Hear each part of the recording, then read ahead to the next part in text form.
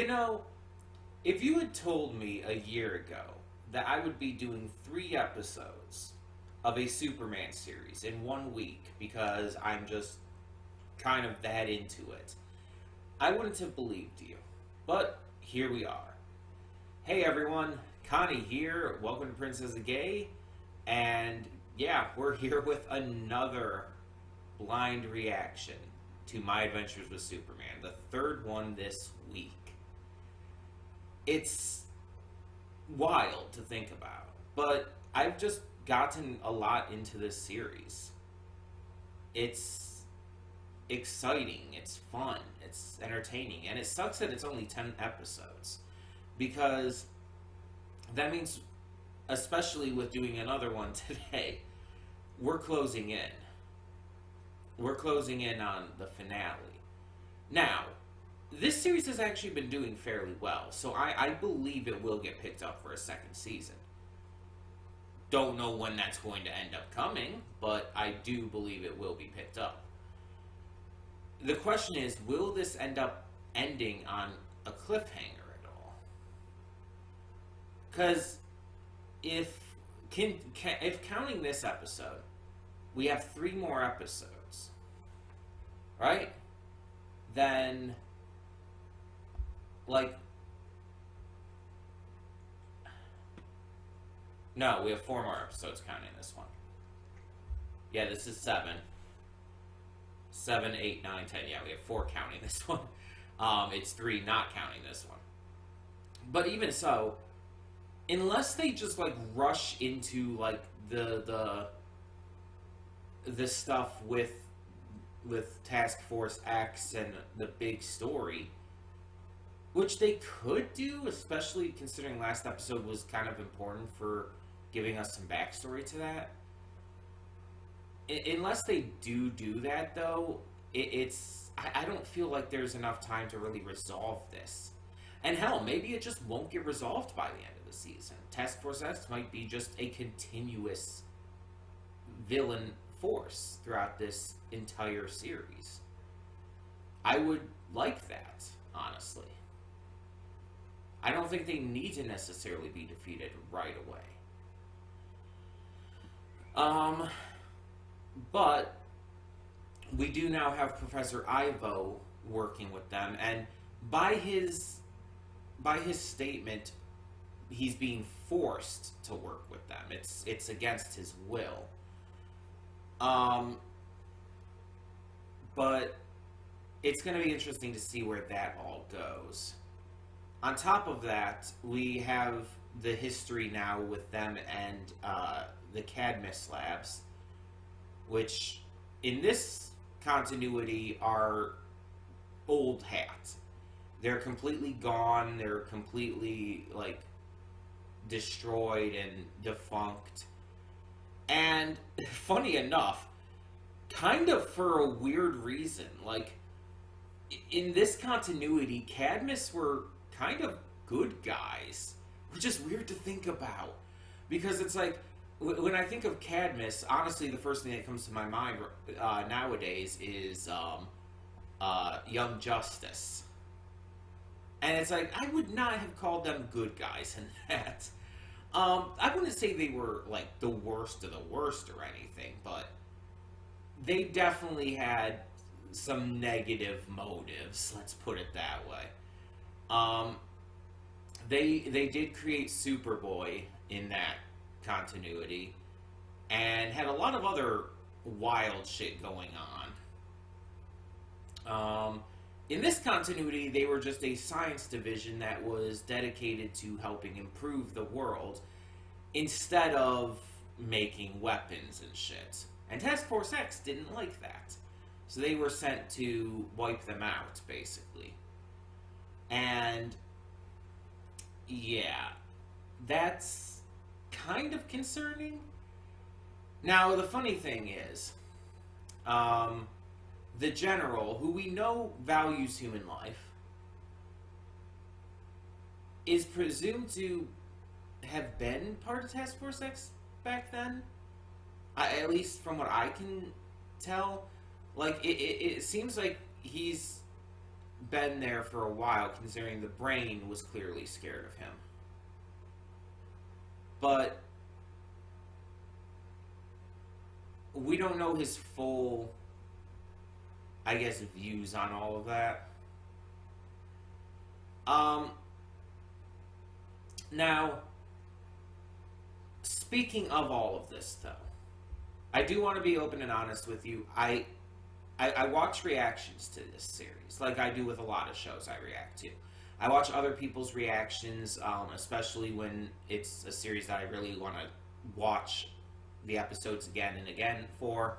And I've been watching reactions specifically from Real Rejects. They're doing like batch reactions, like they did, I think, the first 4 episodes in one video. And then they did 5, 6, and 7 in the next video. So I've only watched up to where I've gotten, obviously. But they obviously talk as they're watching, and they obviously know about comic book stuff. And they put forth a theory that when I heard it, it just like, that's a goddamn spoiler, isn't it? But I want to be completely honest and open with you that I heard this theory, and I want to be open with you about it. Because I feel like that's fair. So, the theory they gave, and I don't even know if this is actually true or not, but it feels so accurate. It just gives me that vibe of accuracy. And it's just, I kind of believe it. The theory is that they were saying, like, could the general be Sam Lane, Lois Lane's father? And it's like, oh shit. Yeah, he probably is, isn't he? Because Sam Lane was military, right? Like, in previous iterations and comics and whatnot. And not to mention, that would very well go into the entire thing about Lois saying her father was always hiding secrets from her and everything. And that was what gave her trust issues. It's like, honestly, it just makes so much sense if this is her father. And again, I don't actually know if it is. I don't know if this is true. I'm just saying this is what, God, I can never remember their names. Koi, I think, is one of them. And I can't remember the other's name. I usually just think of them as like Real Rejects as a group. But it's just the theory, it's just what they guessed based on the information that they had. And again, I only watched up to where I got. So their most recent video, here I actually still have it up because I wanted to have it up. Yeah, it's 5, 6, and 7. I only watched up to episode 6 so far. I have it like literally stopped like right at the end of episode 6. So their theory, they just guessed that based off of, I guess, context clues. And like I said, it sounds legit. Like, it sounds like, oh yeah, that's probably correct. And it's like, here's the thing though. If I hear something like that, I'm not like as upset by something like this. If it's like, oh, I'm watching a reaction to someone who saw this through the same amount of content as I did, and they just guessed that, and if it ends up being real, I don't really count that as a spoiler as much, because it's like, it was just a theory based on some evidence of knowledge of the character that you already had, and like clues, context clues and stuff within the series itself. It's not really like a spoiler. It's just guessing something and being proven right.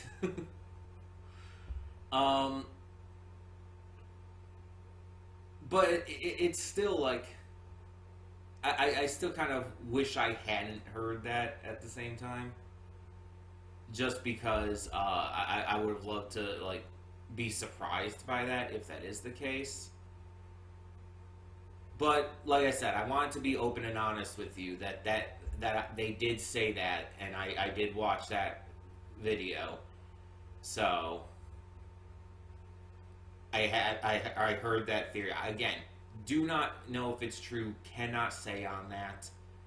Um, and I don't really have a hope on whether or not it is. I mean, if it is true, it works entirely, and it honestly would explain Lois's anger and her actions against Clark even more. Like, I mean, I don't need to be like given anymore because I already was siding with her, but it would actually give a lot more reason for her going so hard on that, for her being that aggressive about how betrayed she felt. Honestly, I feel like that would add a lot more context to her reaction. And hell, just add context to it being an overreaction.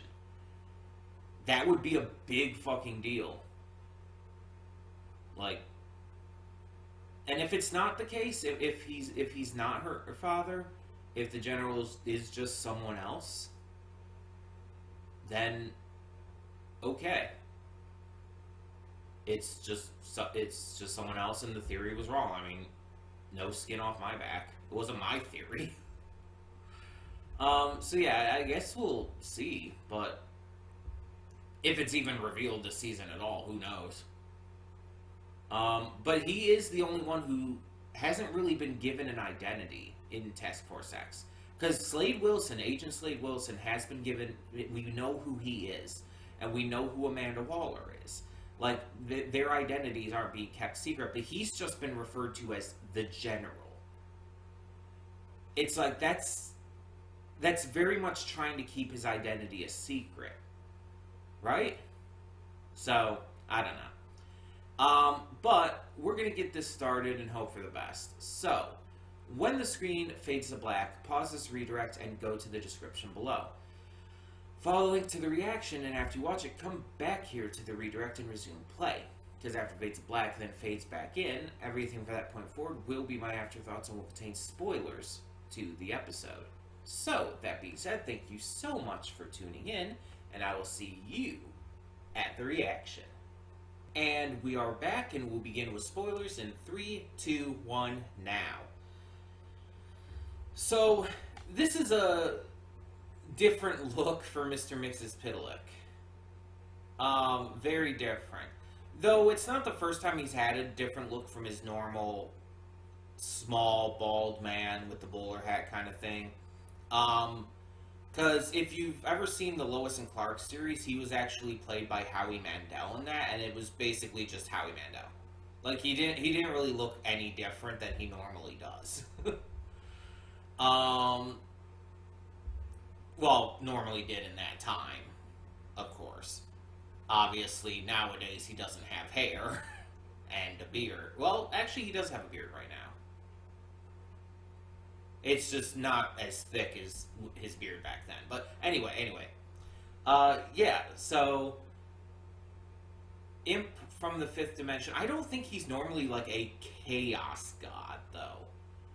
Like, he does have all of these chaotic powers normally, but this is definitely a different interpretation of him. And one that I'm not necessarily opposed to. He still has kind of the chaotic energy and everything. He's still fun and goofy and everything. Still has the magic powers that it's like obviously one of Superman's big weaknesses. And usually the way to stop him is by sending him to his home dimension by tricking him to say his name backwards. But they didn't do that at all in this. Instead, they just managed to get the bowler hat away from him, which gives him his full powers in this version. And so it depowered him, allowing him to be caught, even though that clearly didn't last. Yeah, it's just a very different take. Not a bad take by any means. I liked him, but just very different.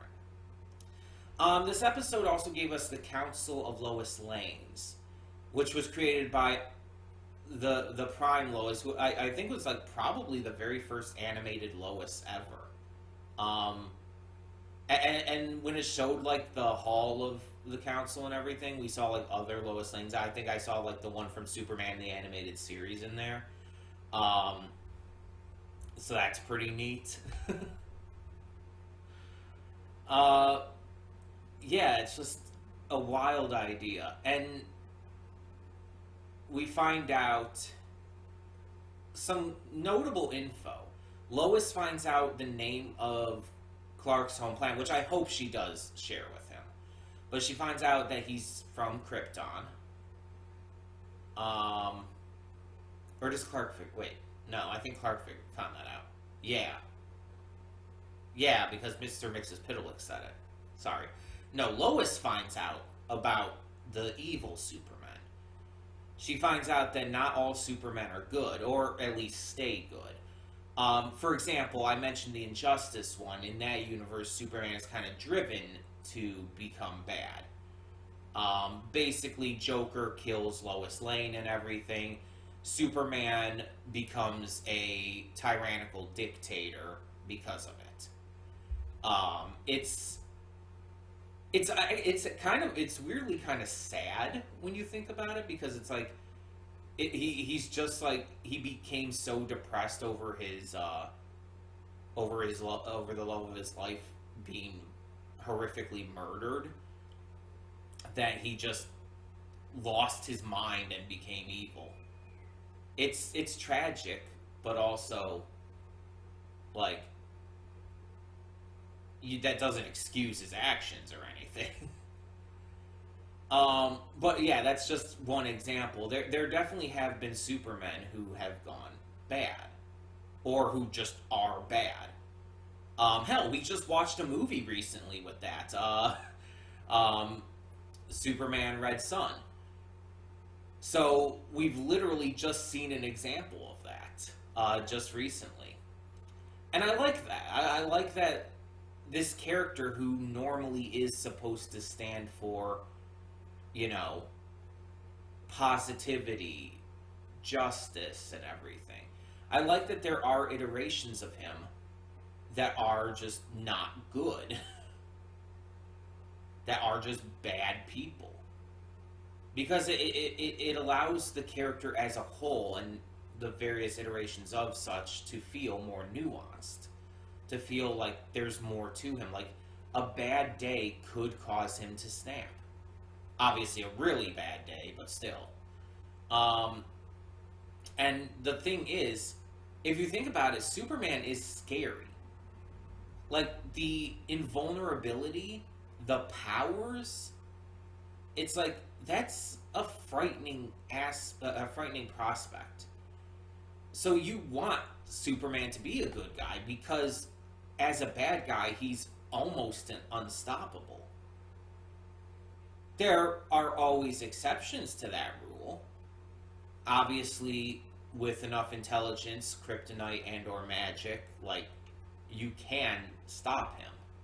Lead also helps, but I think lead is just mostly for vision. I think it's just that he can't see through lead. But either way, that could also be work to lead him into a trap nonetheless.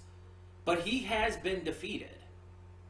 He's not perfect. He has been defeated plenty of times by the likes of Lex Luthor, Batman even,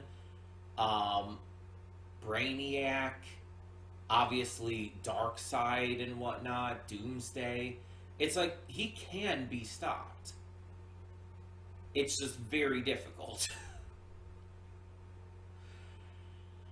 So, Lois finds out about this, that there are some Supermen, some Clarks, that just went bad for whatever reason. She's never told why.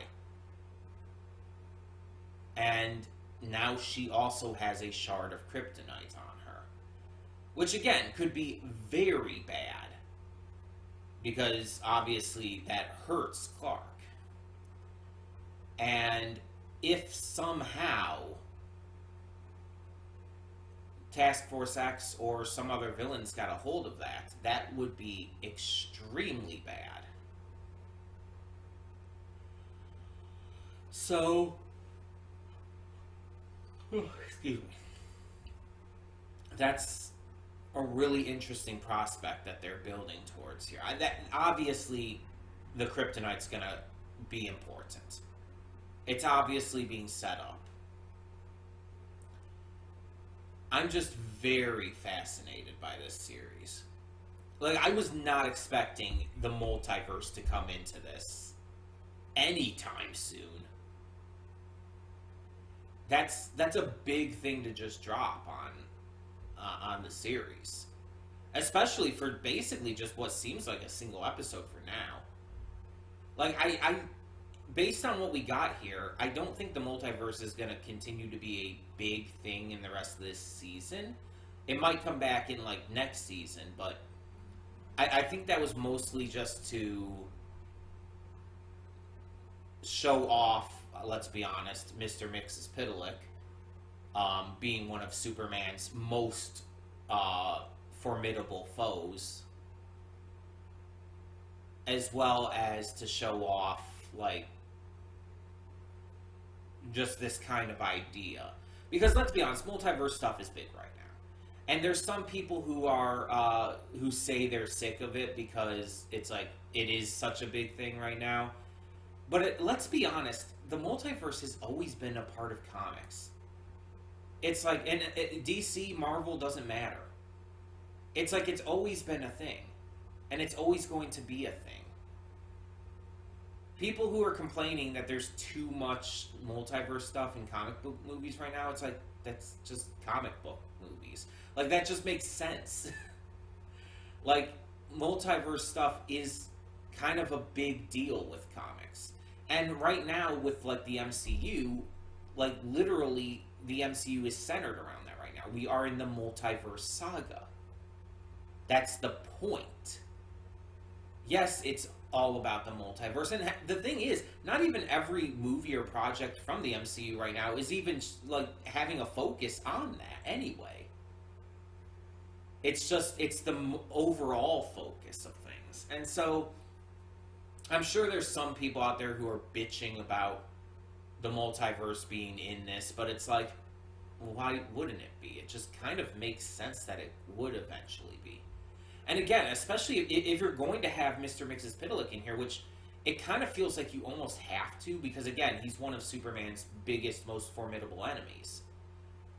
It's like, if you're going to have him in this, you literally have to have the multiverse, because he's from the fifth dimension. He's literally from another dimension. So, you literally can't have him without having the multiverse.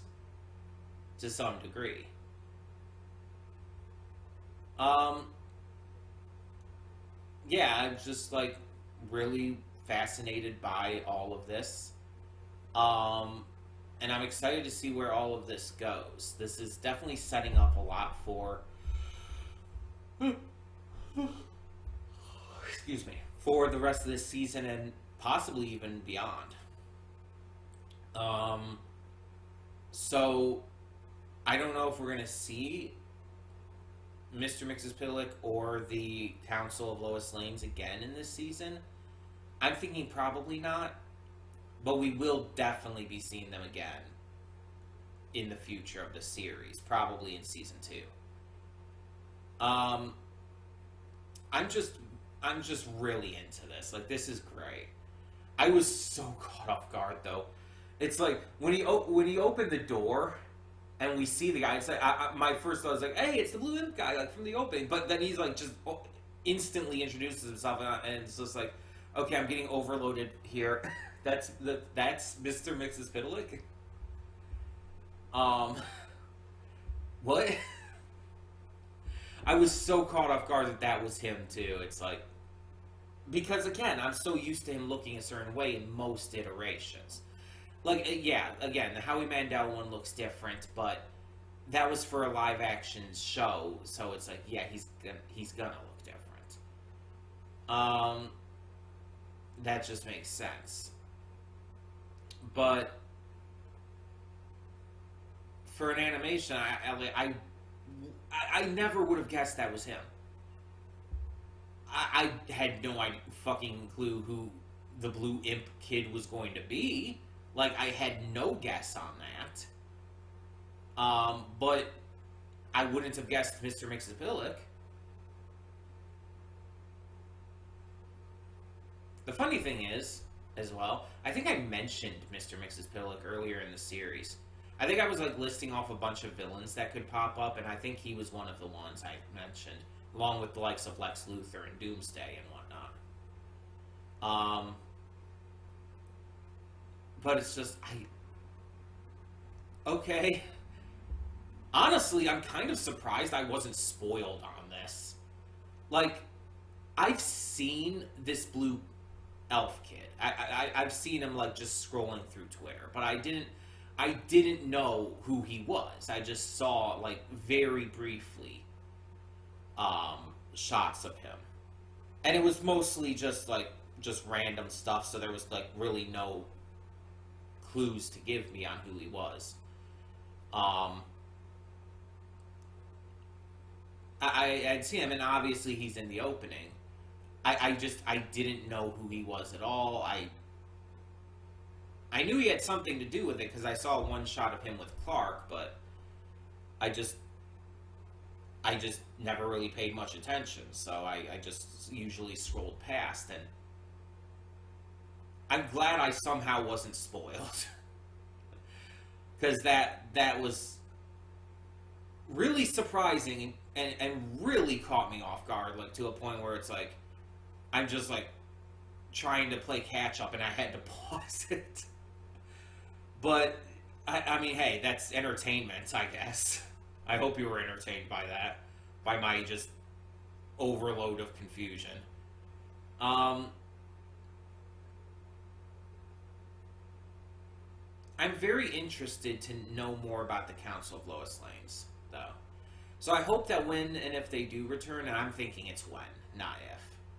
I'm hoping that when they do return, we learn more about their pasts, because I'm almost confident that the three Loises there, Lois, and Lewis, I'm pretty confident they all come from worlds where Superman turned evil. I think that's very much the case here.